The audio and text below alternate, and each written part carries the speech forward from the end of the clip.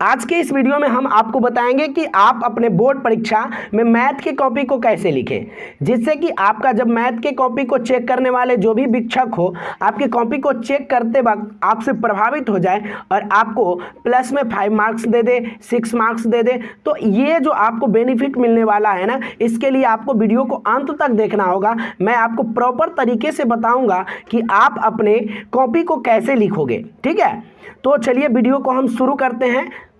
सबसे पहले आपको दिया जाता है OMR शीट, उसमें आपको कुछ चीज़ें होता है जिसको आपको फिल करना होता है। तो सबसे पहले आप देखिए कि यहाँ पे जो है ना, सबसे पहले है कि नाम जो है आपको अंग्रेजी के बड़े अक्षरों में लिखना है।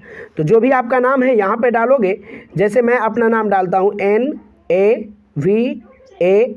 नवल कुमार। ठीक है, यहाँ पे हमने अपना नाम डाल दिया। उसके बाद है परीक्षा की तिथि। तो आपका मैथ का एग्ज़ाम है 17 फरवरी को, तो 17/02 और 2022 इसमें आप डालोगे। उसके बाद है एग्ज़ाम सेंटर। तो एग्ज़ाम सेंटर जहाँ भी आपका हो एडमिट कार्ड पर दिया होता है, आप सही से उसको फिल कर पाओगे, वहीं से आप फिल कर दोगे। RDS कॉलेज मैं डालता हूँ RDS कॉलेज। ठीक है, जो आपका एग्ज़ाम सेंटर हो उसका नाम आप डालिएगा RDS कॉलेज मुजफ्फरपुर।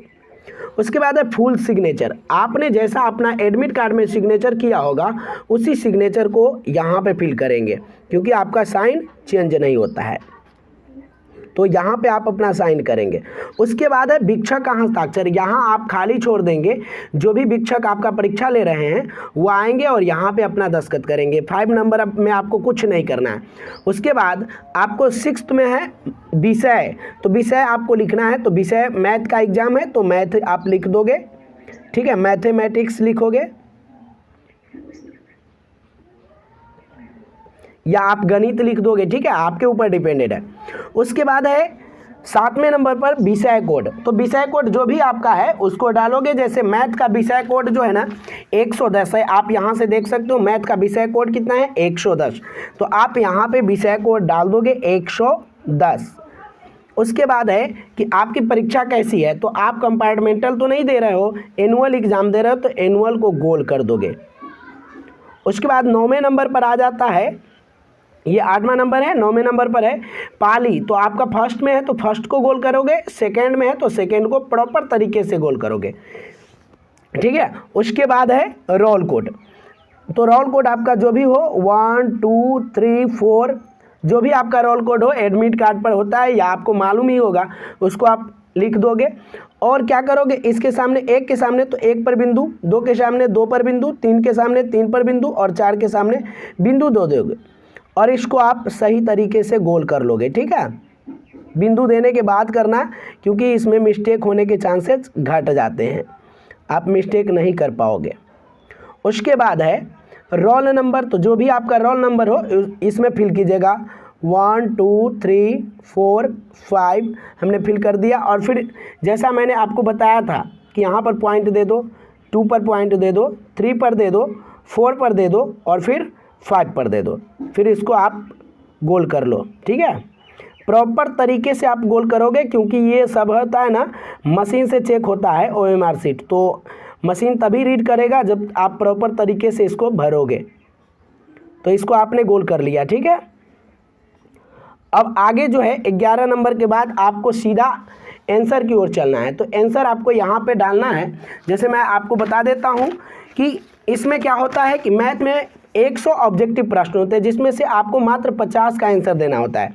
यहाँ पे आप देख सकते हैं 50 प्रश्नों के उत्तर अपने द्वारा चुने गए सही विकल्प को OMR शीट में चिन्हित करें।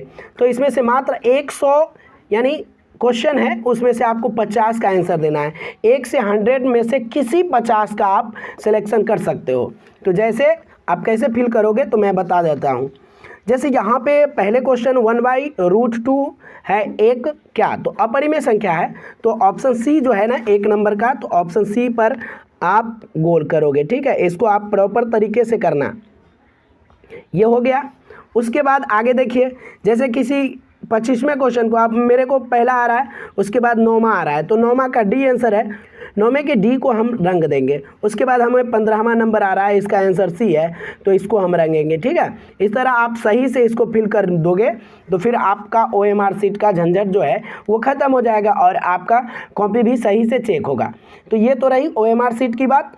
आगे हम आपको बताते हैं कि कॉपी जो है लघु उत्तरीय और दीर्घ उत्तरीय के लिए कैसे लिखा जाता है। तो चलिए उसको हम लेते हैं। सबसे पहले आपके पास एक पेज होता है, ठीक है, बहुत सारे पेज होते हैं, एक पेज नहीं होता है, बहुत सारे पेज होते हैं। तो आपको दीर्घ उत्तरीय प्रश्न को सॉल्व करना है। तो दीर्घ उत्तरीय प्रश्न को जब सॉल्व करना है तो उसमें क्वेश्चन पर आपको जाना है। ठीक है, जैसे मैं क्वेश्चन पर आ रहा हूँ, जैसे यहाँ देख सकते हैं कि क्वेश्चन यहाँ पे है लघु उत्तरीय। तो सबसे पहले आपको लघु उत्तरीय सॉल्व करना है। तो इसके लिए आपको क्या करना है, देखिए किस खंड में है लघु उत्तरीय, तो खंड ब है। यहाँ पे आप लिख दोगे खंड ब, 2 पेन रखोगे, एक ब्लैक और एक ब्लू। खंड ब यहाँ पे लिखोगे। उसके बाद है इसका सेक्शन, लिख दोगे आप सेक्शन बी। ठीक है, उसके बाद है लघु उत्तरीय, तो यहाँ पे ही आप लिख दोगे लघु उत्तरीय, लघु उत्तरीय प्रश्न,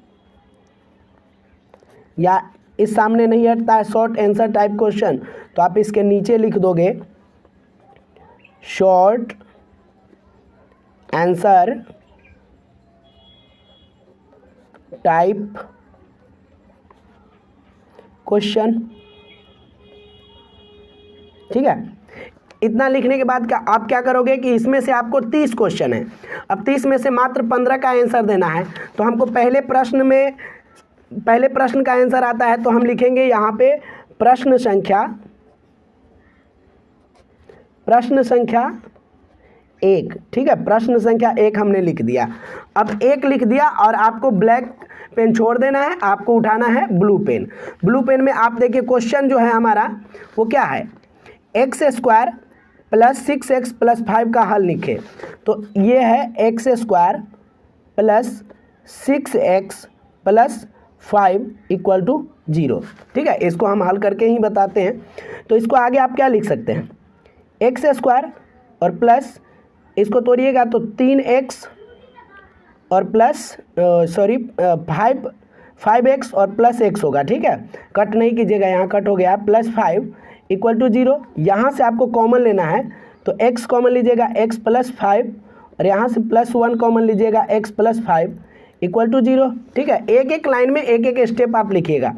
यहाँ से आप दोनों में से किसी एक को ले सकते हैं, तो x + 5 × x + 1 = 0, या आप इसको क्या लिख सकते हो, x + 5 = 0 या x + 1 = 0।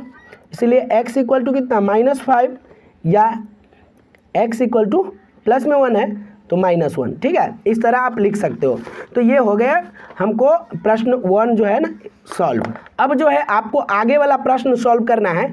तो फिर मान लीजिए हमको तीसरा प्रश्न सॉल्व करना है, तो यहाँ लिख दीजिएगा प्रश्न संख्या 3, फिर इसके नीचे आप उसका सॉल्यूशन बना दीजिएगा। ठीक है, अब आपको लघु उत्तरीय हो गया। तो लघु उत्तरीय यदि आपने पूरा दे दिया तो अब बचता है दीर्घ उत्तरीय। दीर्घ उत्तरीय को आप कैसे लिखोगे, तो इसी में आप लिखोगे क्या, इसके नीचे लिख दोगे दीर्घ उत्तरीय प्रश्न, दीर्घ उत्तरीय प्रश्न।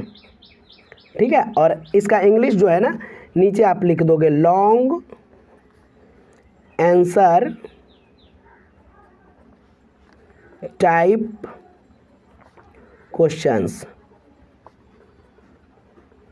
लिख दोगे आप। ठीक है, ऐसे करने के बाद आप क्या करोगे, आगे जो है क्वेश्चन नंबर आपको डालना है। जैसे इसमें से हमको कोई क्वेश्चन बनाना है, तो मान लीजिए हमको 32 नंबर बनाना है, 31, 32 जो भी है 32 बनाना है, तो कैसे लिखेंगे, लिखेंगे प्रश्न संख्या 32, प्रश्न संख्या 32 और फिर इसे सॉल्व कर लेंगे। तो इससे क्या होगा, आपका कॉपी सही से चेक होगा और आपको पूरे की पूरी मार्क्स दी जाएगी और आप अच्छे लिखे होंगे तो प्लस भी कर दिए जाएंगे। ठीक है, तो 2-4 अंक तो आपको बेनिफिट मिल ही जाएगा, इसलिए आप इसको सही तरीके से लिखोगे। यदि दोस्तों आपको ये वीडियो अच्छा लगा तो वीडियो को एक लाइक कीजिए और साथ में हमारे YouTube channel Naval study centre को सब्सक्राइब कर लीजिए और साथ ही बेल आइकन जरूर दबा लीजिएगा। जय हिंद, जय भारत।